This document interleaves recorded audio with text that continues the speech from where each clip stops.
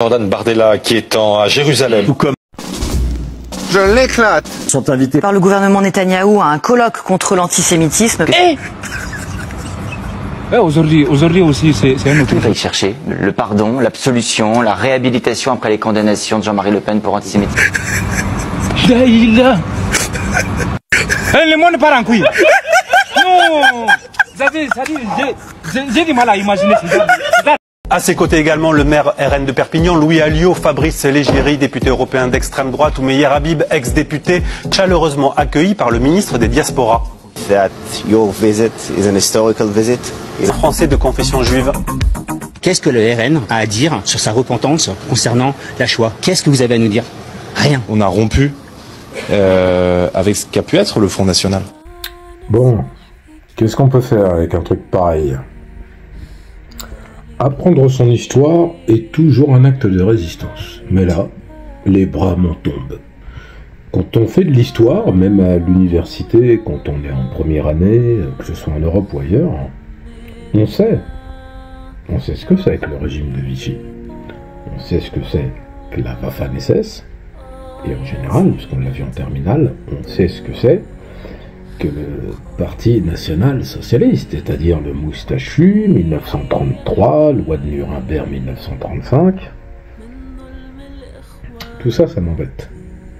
Parce que le problème, c'est pas que Meyer Habib, avec sa gentille figure, qu'elle chante des droits de l'homme, Meyer Habib, il est connu pour ça. Non, c'est qu'on a Jordan Bardella, qui lui, à la rigueur, bon, il était pas né quand le Front National faisait des ratonnades. Il était pas né quand le Front National participait à tuer de jeunes Comoriens à Marseille parce qu'ils collaient des affiches. Et il n'était pas né non plus quand les gens du Front National allaient traquer des Juifs dans Paris. Ah oui, parce que pour ceux qui ne le savent pas, les skinheads, etc., la nostalgie, bon ouais, et puis si on revient en arrière, l'OS. Bon, tout ça pour dire que, au-delà du fait que le Front National en 1972, il est formé par majoritairement des nostalgiques du régime de Vichy, il y a même des membres du régime de Vichy, il ne faut pas oublier que Marine Le Pen, ça a été montré, hein, il n'y a pas de souci.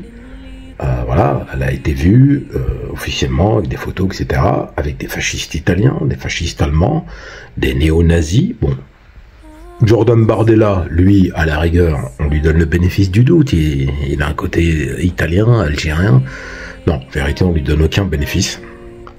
Ce sont des xénophobes. Faut être très clair.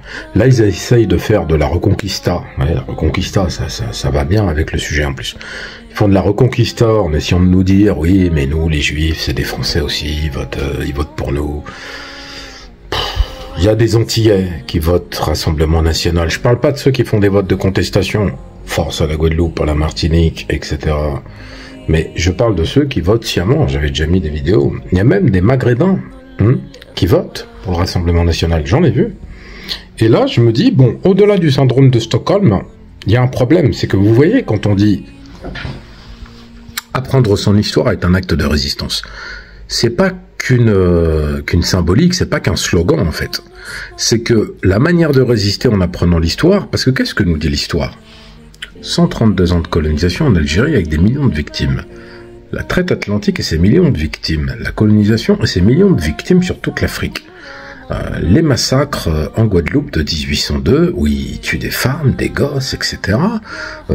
Toute la campagne qu'ils ont pu mener à Saint-Domingue, où ils font manger des noirs par des chiens, enfin, où ils cassent des femmes, des gosses, enfin, la liste elle est tellement longue.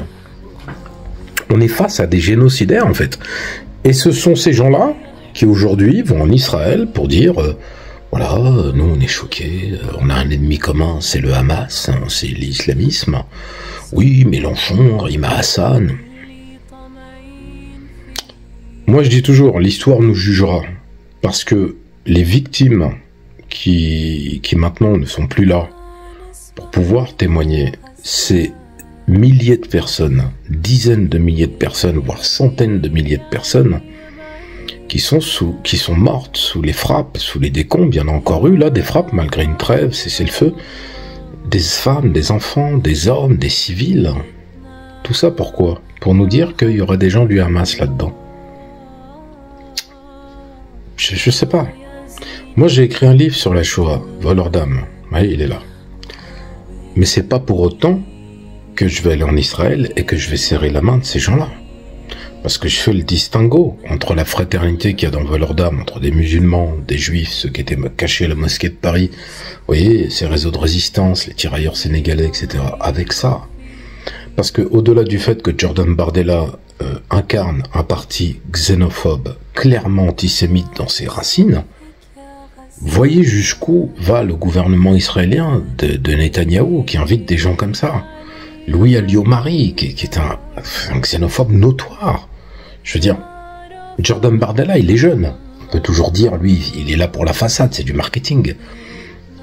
Même si j'ai aucun doute qu'il soit tout aussi xénophobe, et c'est pas de la diffamation de dire ça. Maintenant, je m'interroge vraiment sur tout ça. Quel est le but? Tu invites des gens comme ça en Israël, pourquoi? Parce qu'il y a personne qui veut aller voir Netanyahou et son gouvernement. Personne de sensé, à part, bien entendu, un Donald Trump, voilà. Mais on verra pas Vladimir Poutine, et on verra pas d'autres dirigeants y aller, pas ceux de l'AES, par exemple. Maintenant, ouais, ça me laisse perplexe. Bon, en tout état de cause, faire très attention à tout ça, parce que, vous voyez, la manipulation des masses, ça passe par là. Les Français ont la mémoire courte. Ils oublient qu'en 1942, ce sont des citoyens français qui ont été mis dans des trains. Plus de 16 000 enfants, voilà, à la rafle du Veldiv.